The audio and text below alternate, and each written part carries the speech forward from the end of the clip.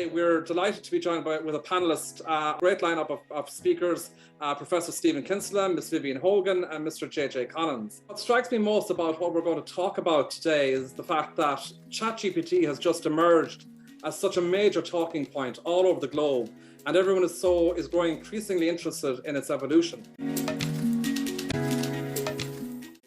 Equivalent in my mind to the introduction of something like Google.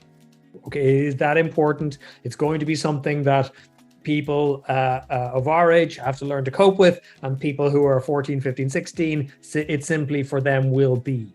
So that's another a very important point. Three things that we're doing in the Cambridge Business School. The first is that we are embracing ChatGPT in the sense that we are saying to our students, we expect that you will use this. We are not banning your use of this. We are going to alter our assessments and our pedagogical strategies in order to ensure that you have absolutely the best outcomes with using this stuff. It is going to be incredible as a tutor. I've asked it here, write a sonnet in the style of William Shakespeare about a vase. And first, ChatGPT, not only can it write poetry, but it can also write essays. So here I've asked it, write a 1,000-word romance-style essay about trees. The question was to ask to prove that a theorem from the mathematics leaving certificate, and there we can see it is able to do it. So here we have another example from OpenAI, and this is with a robotic arm. It has fingers, so fine motor control required in this, and it's solving the Rubik's Cube, and it's not shown in the picture is the fact that we have cameras as well. Another from OpenAI, DALL-E 2, it's a new system that can create realistic images and art from a description in natural language here. I asked it for an impressionist painting of Limerick City. Here are some examples, and I find these aesthetically quite pleasing, quite soothing, and they capture scenes in Limerick that are known to anybody who has either hailed from the city or has visited. My view that ChatGPT, the beginning of a disruptor wave.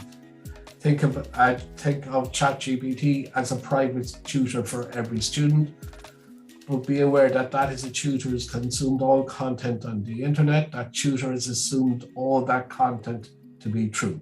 This is my philosophy about ChatGPT, that it's out of the box, too late to put it back in, so to embrace it, to rethink our approach to education that is centered around a whole plethora of AI tools, redesign our syllabus, our assessment instruments, etc., and use this as an opportunity to introduce innovation in our everyday teaching and learning context so that we enhance the student experience.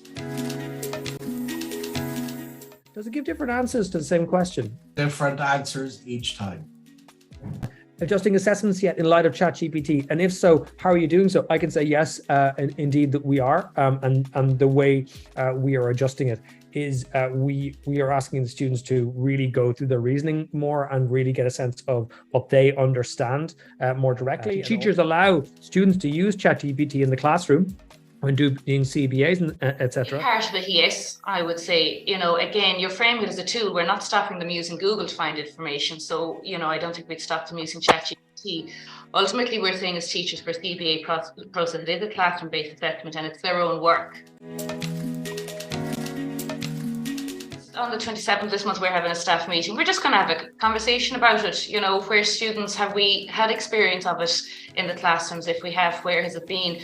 In terms of code of behaviour, at the moment, I wouldn't see myself even looking at writing that in. Vivian, in the Department of Economics, we've had a number of meetings in UL just about how we, as educators, would cope with this. We're embracing it, and I think, like I said before, thinking carefully about the assessment structure and how it is we describe what learning means to us.